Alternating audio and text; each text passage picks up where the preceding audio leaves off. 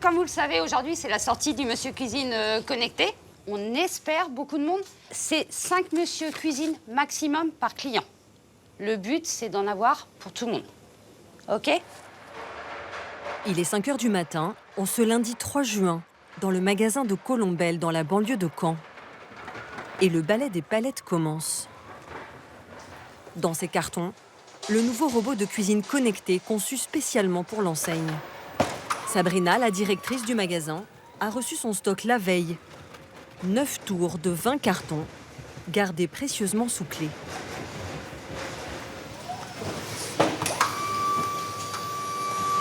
Par contre, on les voit pas très bien. Non, il faudrait qu'on arrive à les remettre et qu'on fasse maintenant. Ce robot est le concurrent du célèbre Thermomix, la star des ménagères. Même design, même fonction, mais celui-ci est fabriqué en Chine et coûte 359 €, 4 fois moins cher que le produit de référence qui lui est fait en France. Voilà. Donc là, on les relève. Ça, c'est quand même plus joli. La sortie de ce robot doit couronner la stratégie de montée en gamme de l'enseigne allemande, connue pour ses petits prix. C'est le produit le plus cher qu'on ait fait. C'est un produit cher pour notre clientèle, mais pas cher pour la qualité du produit. Donc on est un peu dans le bac, on espère beaucoup de monde. À 7h30, 1 heure avant l'ouverture du magasin, la première cliente est déjà là. Je voulais être sûre de l'avoir, donc je suis venue en avance, voilà. Vous faites carrément un sitting devant le bar Ah du oui, magasin. oui, moi je le veux. C'est clair. Céline travaille dans une usine à côté du magasin. Pour ne pas rater l'événement, elle a posé sa matinée. Il peut faire pas mal de choses et vu le prix, quand vous voyez le prix par rapport au Thermomix, voilà, vous dites j'achète. Vous aussi, vous êtes là pour le robot? Oui. Ah oui. 30 minutes avant l'ouverture, ils sont déjà plus d'une trentaine devant les portes. Mais la campagne de vente de ce robot ne va pas se dérouler comme prévu. L'enseigne n'a pourtant pas lésiné sur les moyens. Durant 2 jours, son spot publicitaire a tourné sur les grandes chaînes. Avec près de 500 millions € dépensés en pub télé chaque année, le groupe est le premier annonceur de la grande distribution.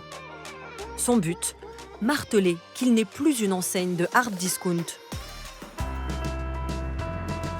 Pour changer d'image, cette chaîne de supermarchés allemande a investi plus de 4 milliards € dans la rénovation de ses magasins en France. Celui de Colombelle, flambant neuf, fait partie des 800 établissements qui ont déjà été relookés. Une structure en verre qui laisse passer la lumière.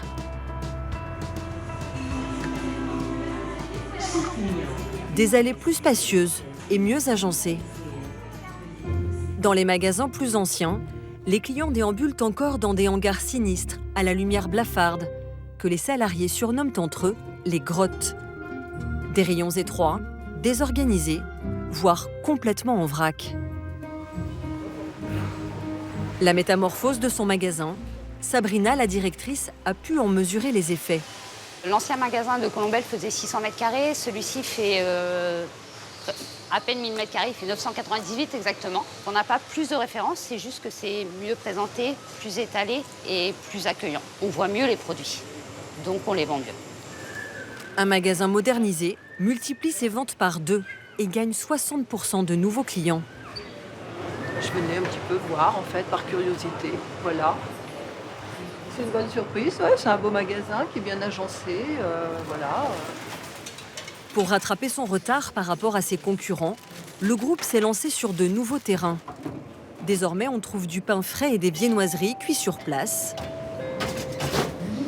un rayon bio, poissonnerie et vin, et surtout des fruits et légumes frais livrés tous les matins. Une impression d'abondance. Pourtant, dans les rayons, ce sont toujours les vieilles recettes du hard discount. Pour limiter les frais de manutention, les aliments ne sont pas déballés de leur carton de livraison. Et on trouve seulement 1600 références en rayon, contre 20 000 dans un supermarché classique ou 60 000 en hypermarché. Ici, le mot d'ordre, c'est un besoin, un produit. Et 90% des ventes proviennent de leur marque distributeur. nous avons une sorte de purée de notre marque. Après, on va avoir l'autre qui va être en saveur d'autrefois de notre marque. Et après, nous allons avoir la marque nationale. Voilà, pour la purée, on va avoir 3 références. Leur purée classique est vendue 1,09 € contre 2,39 € pour la purée mousseline. L'enseigne n'a aucun scrupule à copier les emballages des best-sellers de la grande distribution. Chocolat en poudre, pâte à tartiner, qui a la même forme et les mêmes codes couleurs que sa célèbre concurrente, mais coûte 2 fois moins cher. Même chose avec ce shampoing antipelliculaire. La grande marque est vendue 3,35 €. Leur shampoing, 1,36 €. Pour chacun de ces produits maison, la marge du groupe est faible, mais il se rattrape sur les quantités. Ils sont fabriqués en très grand nombre et distribués dans les 10 000 magasins de l'enseigne à travers l'Europe. Un choix très limité qui ne rebute pas les clients. Il n'y a pas énormément de choix, mais en même temps, je me demande est-ce que l'humanité a besoin de tant de choix que ça, quoi. Parfois, quand je vais dans des grandes surfaces et que je me retrouve face à 12 types de dentifrice, je me demande en fait est-ce qu'on a besoin d'autant de ça. Une stratégie qui fonctionne. Depuis 5 ans, l'enseigne affiche une croissance annuelle à 2 chiffres. Et en se basant sur des enquêtes d'opinion, elle se proclame supermarché le moins cher de France. Là, vous voyez, j'en ai pour 156 €. Je vais à Carrefour et Louville, j'en ai pour le double. On a déjà fait l'expérience. Pour illustrer sa montée en gamme, l'enseigne affiche sa proximité avec le terroir. Partout dans le magasin, des visages d'agriculteurs, producteurs de lait, de viande, jusque sur les barquettes. Pendant des années, la grande distribution a imposé au monde agricole des prix cassés. Aujourd'hui, comme ses concurrents, Lidl veut se démarquer de ces pratiques et assurerait aux producteurs un revenu digne et garanti. Dans le Loiret, à la tête d'une exploitation de 85 vaches laitières, Philippe Gillet. Il est membre d'une association de 280 producteurs qui s'apprête à renouveler un énorme contrat avec l'enseigne. On va aller voir l'installation. Philippe produit 700 000 litres de lait par an. Un rendement qu'il doit en partie à de lourds investissements, comme ce robot de traite, acheté 400 000 € et qui pèse sur les comptes de l'exploitation. L'énergie, au sens large, les frais généraux de nos structures ont pris des augmentations terribles. Sauf que si on n'arrive plus à valoriser, que ça soit la tonne de lait ou la tonne de céréales, parce que c'est, je dirais presque, toute matière agricole confondue, on arrive dans un étranglement que nos résultats sont à zéro, voire même en négatif. Donc, quand vous travaillez en négatif, ça ne peut pas durer. Bonjour Michel. C'est sur son exploitation qu'a rendez-vous ce matin Michel Biérot, le directeur des achats et du marketing de Lidl. Pas le soleil aujourd'hui, hein. Et non. Cet Alsacien est l'homme par qui passent toutes les négociations. Il est venu renouveler un accord tripartite dans lequel éleveurs, industriels et distributeurs se mettent d'accord sur un prix qui convient à tous. Il retrouve le représentant des producteurs. Et pourquoi il n'y a pas le tapis là? Ça va? Philippe. Bonjour. Philippe Gillet. Donc c'est vous le propriétaire. Voilà l'accueillant. Eh ben, merci de nous accueillir en tout cas. De rien. Et d'autres éleveurs. Bonjour. Je connais un peu, ouais, je viens de ce monde-là. Je ne suis pas un Parisien qui ne connaît que les limites du périphérique. Voilà, je connais le monde agricole parce que mes grands-parents étaient agriculteurs. C'était pas une ferme d'élevage, mais on était dans la choucroute. Donc voilà, donc je suis né dans le monde agricole et de ce fait aussi, c'est peut-être pour ça que je le défends un peu plus que quelqu'un d'autre, ce directeur. Ça va, Michel? Ils sont rejoints par Emmanuel Vasnex, l'industriel, qui met en bouteille 5 millions de litres de lait par an pour l'enseigne. Pour la signature, mise en scène champêtre, bottes de paille et pack de lait. On paraphe ou on signe seulement? On paraphe et on signe. Michel Biérot dit ne jamais négocier le prix proposé par les éleveurs, quitte à rogner sur sa marge. Cette année, ils l'ont fixé à 37 centimes le litre hors prime, soit 4 centimes de plus que l'an dernier. Un tarif garanti sur 12 mois. Moi, ce que je veux dans le prix d'achat, c'est que les éleveurs soient correctement rémunérés. Vous étiez avant à 33 ou 34, aujourd'hui on est à 37, donc il y a 3 centimes, sachant que l'industriel fait un effort, le distributeur fait un effort. Donc quand tout le monde a fait l'effort, donc on parle de quelques centimes. C'est même pas 5 centimes, c'est 2-3 centimes, quoi. C'est pas grand-chose. Pour nous, c'est important. On va dire que si 4 centimes sur une exploitation qui va faire en moyenne 500 000 litres, sur un chiffre d'affaires, ça va faire 20 000 euros de chiffre d'affaires de plus. Là, ça permet d'apporter de la stabilité, éventuellement d'aller rembourser ses investissements et surtout de se projeter vers l'avenir. Je l'ai dit, concrètement, sur mon exploitation, j'ai un neveu qui s'est installé. Sans ce type de contrat, ce n'est pas envisageable. Ça permet d'aller voir une banque, de se dire voilà où on va, ça donne une direction, ça donne le là. Lidl n'est pas la seule enseigne à s'engager auprès des éleveurs. Les poids lourds de la grande distribution s'y mettent les uns après les autres. Filière responsable, lait équitable, c'est devenu un argument de vente que l'on affiche sur les briques et les bouteilles. Aujourd'hui, 100% du lait vendu dans l'Hexagone par l'enseigne allemande est d'origine française. C'est à Rungis, au siège, que sont validés tous les aliments fabriqués en France pour le distributeur. Des opérations chapeautées par Michel Biérot. Entré il y a 18 ans en tant que directeur de magasin, il a gravi tous les échelons au sein du groupe. Bonjour tout le monde. Dans cette immense cuisine, les acheteurs de la marque testent leurs produits. Mais après, là, il y a eu le transport parce que c'est venu en chronopost. Et les comparent à la concurrence.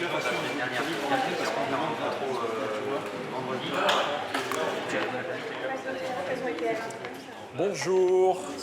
Ça va Océane? Bonjour Michel. Thibaut. Ça va? Qu'est-ce qu'on a aujourd'hui? On a pas mal de produits, on a des contrôles qualité sur les pains, Ouais. et après j'ai des choses à te proposer. Ça c'est déjà ça, c'est nos Ce produits. jour-là, Michel Biérot se concentre sur le pain et commence par vérifier le rustique. Moi je préfère déjà l'alvéolage d'une autre. Hein. Sur chaque pain, tout est passé en revue. La dorure, le croustillant et la mie.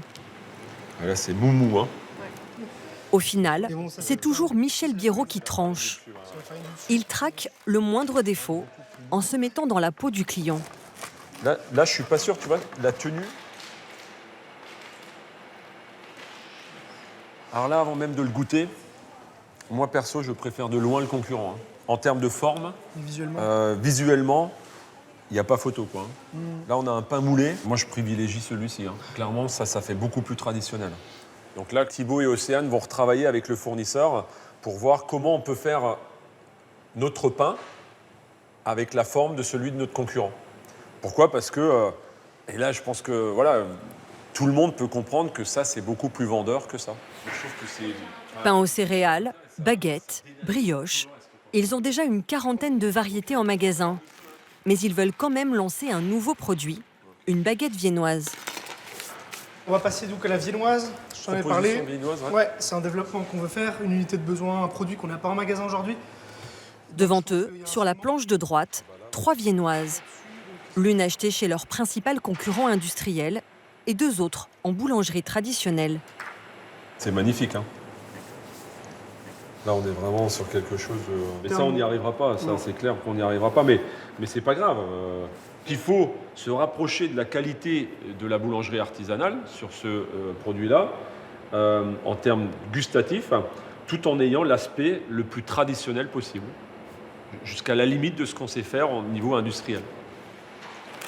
Pour déterminer la qualité souhaitée, ils ont demandé à leurs fournisseurs habituels de leur proposer plusieurs échantillons sur lesquels ils travaillent. Ok, on déguste? Ouais. Bon, on va commencer par... Lui, il est super jaune. Hein. Ouais. La couleur est différente de ce qu'on peut avoir. Quand vous croquez dans celle-ci, en fait, il n'y a pas de croûte. Ça se fond avec la mie, quoi. Et là, quand vous croquez, on le sent déjà. C'est vrai qu'on m'aime, on l'entend. Hein. On l'entend. On dirait presque une baguette. Hein. T'as goûté celle-là? Non, pas encore. Alors là, la croûte, elle est encore... Si là, elle est marquée, là, t'as que la croûte en bouche. Trop de croûte, la recette est donc à retravailler, tout comme l'apparence, qui doit faire le plus artisanal possible. Quand on avance un peu dans la dégustation, dans l'analyse, on voit que là, on est sur une cuisson sur pierre, et là, on est sur une cuisson sur filet. On voit clairement les mailles du filet. Donc ça fait très industriel. ça fait très traditionnel. Pourtant, c'est un industriel qui l'a produit. Donc, c'est possible. Il faut 6 à 8 mois en moyenne pour élaborer un produit. C'est le temps nécessaire aux industriels pour faire des essais et satisfaire les exigences de leurs clients. Pour faire part de leurs remarques, Michel Biérot et son équipe se rendent directement chez le fournisseur. Bonjour monsieur. Bonjour. Bon, Bienvenue. Cette boulangerie industrielle, qui travaille aussi pour d'autres marques, produit déjà 20 références pour Lidl. Elle espère bien ajouter la baguette viennoise à son catalogue. Donc ici nous avons le projet demi-baguette viennoise. Donc nos boulangers ont travaillé depuis plusieurs semaines sur ce produit. En tout cas, visuellement, ce produit-là me plaît beaucoup plus que celui-là.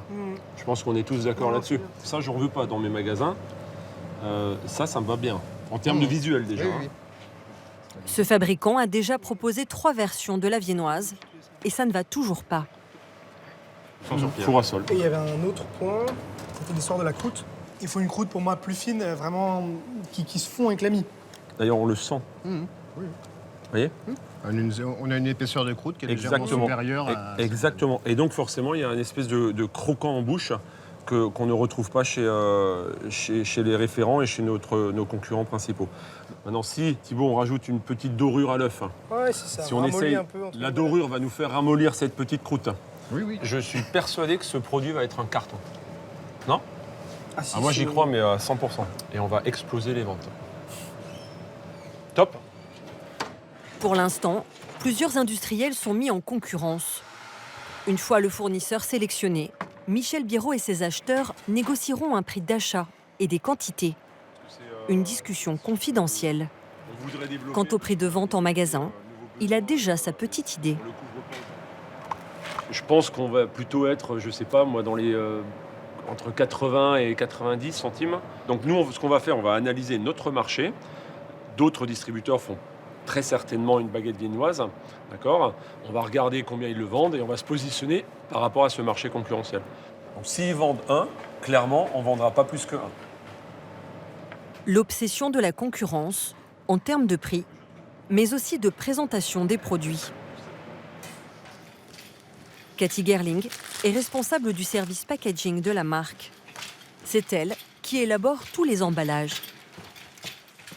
Bonjour Cathy. Qu'est-ce qu'on a aujourd'hui?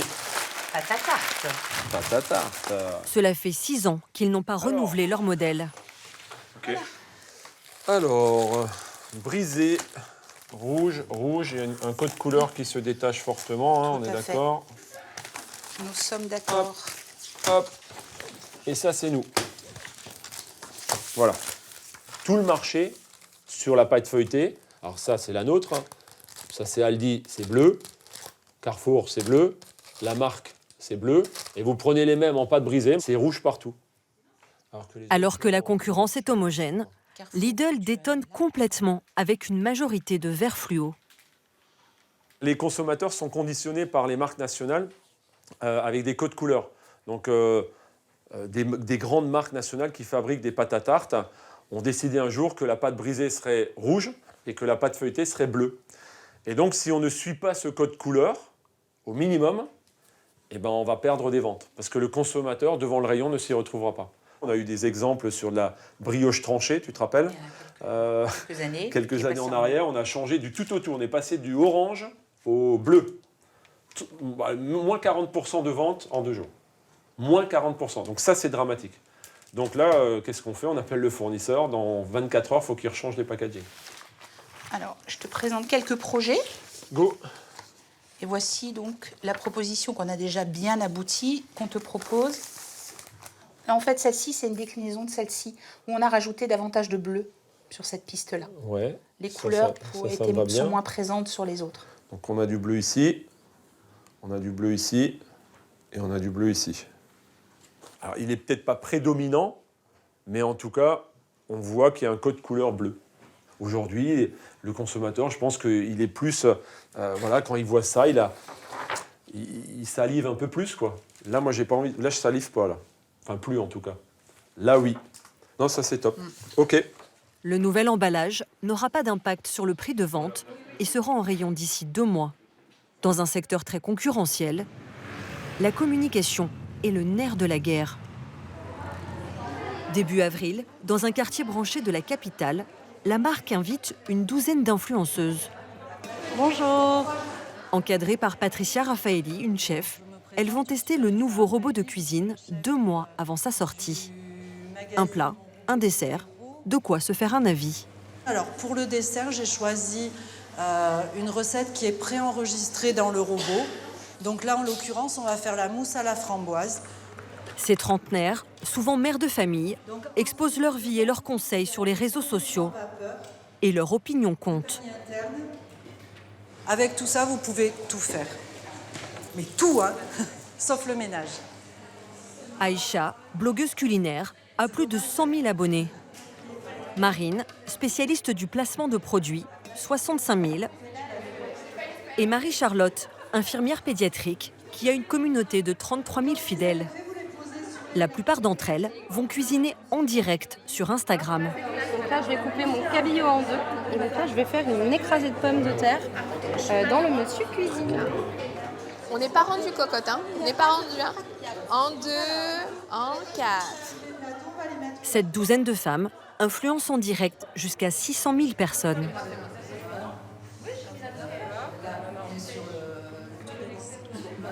J'ai eu pas mal de réactions puisque j'ai publié des Insta Stories. Tiens, bah oui, sort quand est-ce que c'est facile, par exemple. Donc là, j'ai une abonnée qui m'écrit « J'attends ton avis avec impatience, bonne recette à toi ». On va avoir... Ah, il arrive, tu sais que je l'attendais. Une publicité 2.0 pour laquelle Lidl n'a pas hésité à investir.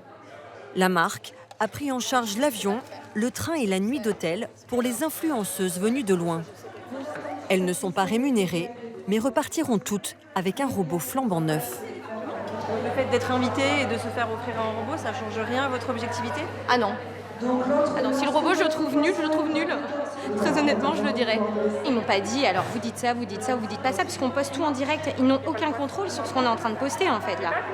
J'ai la classe ou pas? Le talent le talent, ça ne s'achète pas.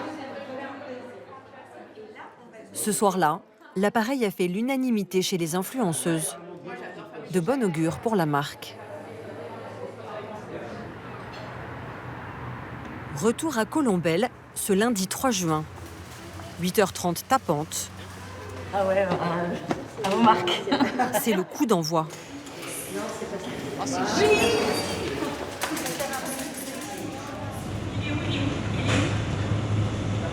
Caisse numéro 3, s'il vous plaît. Je l'ai eu, je l'ai eu. Ah oui, je suis contente, très très contente. Je vais pouvoir faire plaisir à toute ma famille. La première palette est vidée en quelques secondes. Il n'y en a plus? Oh. Il y en a plus? Les clients se ruent sur la deuxième, qui vient à peine de franchir les portes de la réserve. Madame.